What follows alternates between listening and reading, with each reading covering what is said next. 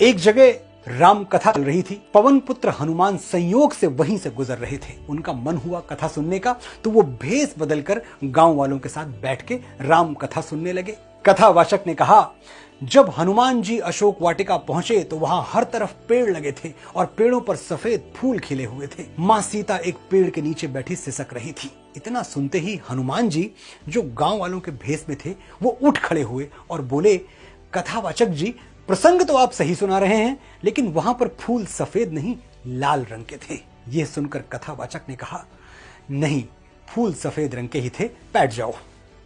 हनुमान जी अपने वास्तविक स्वरूप में आ गए और बोले, मैं स्वयं पवन पुत्र हनुमान हूं, मैं ही गया था अशोक वाटिका, मैं कह रहा हूं कि फूल लाल रंग के थे। कथावाचक ने फिर उन्हें प्रणाम किया और बोले, महावीर, वहां फूल सफेद ही थे। अब हनुमान जी बहुत आहत हो गए। उन्हें अच्छी तरह से याद था कि फूल लाल रंग के थे।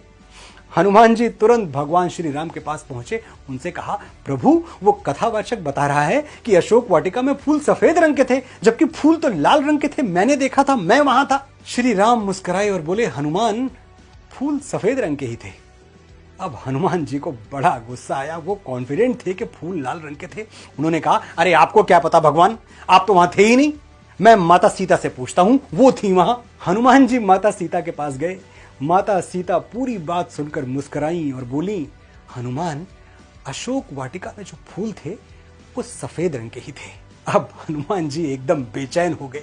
उन्हें अच्छी तरह याद था कि फूल लाल रंग के थे, तो ऐसा कैसे हो सकता है कि कथावाचक स्वयं श्री राम और माता सीता सब लोग गलत बोले। अंततः वो वापस कथावाचक के पास गए और उनसे कहा, आप ही शंका का समाधान करें।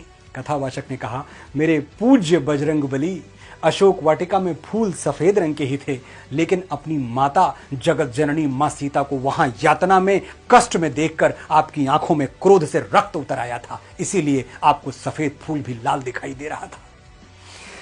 तो जीवन के फूल न सफेद रंग के होते हैं न लाल रंग के, वो उसी रंग के होते हैं जिस दृष्टि से आप उन्हें देखते हैं।